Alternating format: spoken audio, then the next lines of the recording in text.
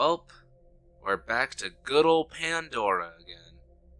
Welcome everybody, I'm Sit Back Reviews, where you sit back and I supply the review. We are making that a catchphrase now.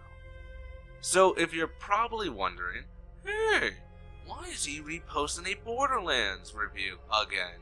Well, Jeremy, that was a power review. This is an actual review, so hold your horses. But I also stated in my last video that with the upcoming release of Borderlands 3, I want to do a series of reviews building up to that game called Why the Hell Am I Doing This? I mean, a road trip around Pandora / Elpis. So, hold on tight because this ship is sailing and we ain't stopping. But let's go to where it all starts, with good old Firestone. The beginning starts off setting the tone for this planet. There's these alien vaults that can make anyone's dream come true, such as fame, power, or fortune, and women. But it's like a fairy tale, and the people who tried searching either died or given up. So no one on Pandora really believes this vault is real until the main four come in. You got Mordecai, the hunter, Lilith, the siren, Roland, the soldier, and Brick. As you get fresh off the bus, you meet Claptrap, who gets you set up, but a woman named Angel greets you, saying she will help guide you to the vault, and the best way possible is helping the citizens of Pandora. And from there, you meet Zed, who knows how to get you out of Firestone. But on a side note, Commandant Steel, the main villain, I guess, calls you out with warnings on breaking Atlas law, but that doesn't stop your progress. So you continue on, but when you take down a bandit named Sledge, this is the point where the story truly begins. Sledge happened to have a piece of Iridian key, so with this, Angel now needs you to meet a woman named Tannis as she is conducting research on the vault. Through time you find her, and she's not much for conversation as she sends you off to find Crazy Earl, who has her piece of the key. From there it's just fetch quest and you get the whereabouts of Crom, who stole the key, so you have to go shoot him in the face and you're done. Again, Tannis knows the whereabouts of another key, so you go and kill this giant... Ew. Its face looks like a lot of vagina. Come again. After taking down the beast, you now have 3 parts of the key. With great progress, you know where the last part is, and Flint is holding it. After a rustle-tussle with Flint, Steel finally announces you a dead man, and that Tannis was working for her. So now your list of chores went from get Volt to save Tannis and kill Steel. So time goes on, yada yada. You find Steel. The pressure is on. She's got you at gunpoint as she opens the vault, releasing the giant monster destroyer that comes out and kills her? Huh. I guess you can say Steel goes to church a lot cause she's pretty holy. But after that horrible joke, you slay the destroyer and wreak the loot. So I pretty much straight shot the story because it's actually not that much. Mostly missions conceive of just meet this guy, do that, kill this person, find that, and that's it. Even after finishing the game, the story is over. All you have is another playthrough option.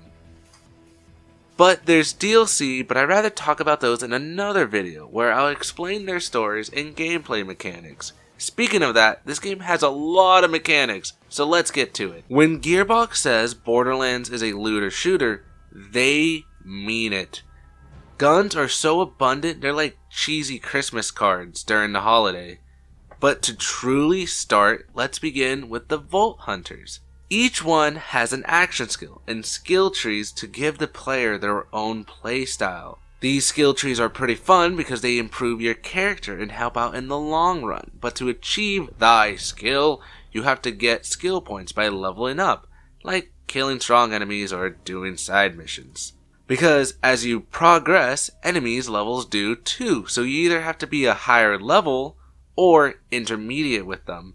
But just having the level isn't enough. Oh no, you need the guns. Guns! And did I say guns? These are what make the game, and you can tell the devs try to think out of the box on some of them. Like, each gun is made by a company. Now, I'm not going to talk about this because the changes are less noticeable, but they're much more noticeable later on. But there are the standards like pistols, SMGs, and snipers, etc. The big outlier, though, is Iridium guns. These puppers have infinite ammo, but have to be recharged after using them, and quite honestly, they're kinda gimmicky, so I was never a fan, but they're fun to mess with here and there. But let's talk about what's so fun about these guns.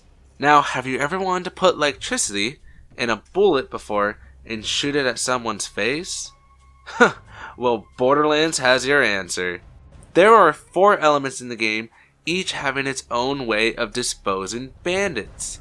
You got explosion, that lets you blow off pieces of bandits like they're piñatas.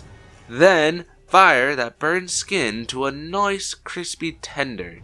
But wait. Where's the lamb sauce? Come on. Next is electricity, that sucks shields like they're Capri Suns. And lastly, corrosive, that corrodes armor enemies to little acid piles.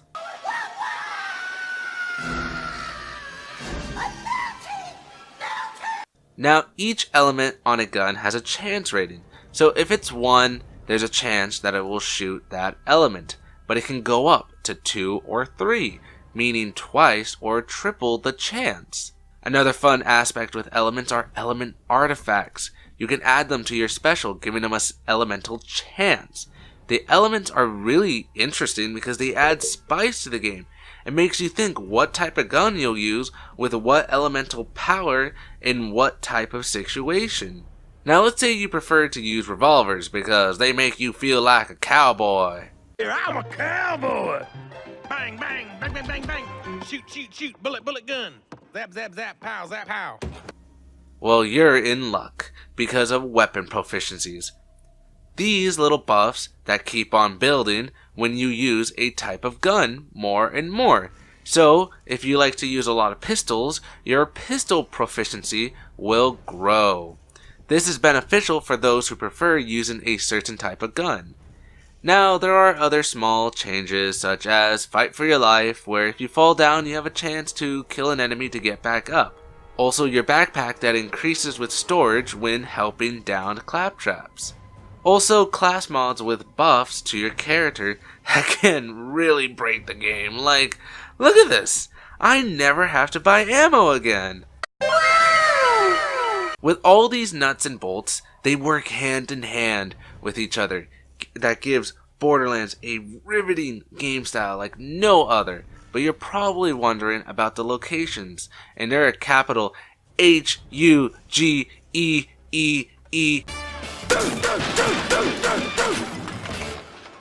Gearbox paid no expense to have each location like a sandbox that gets larger through the main story.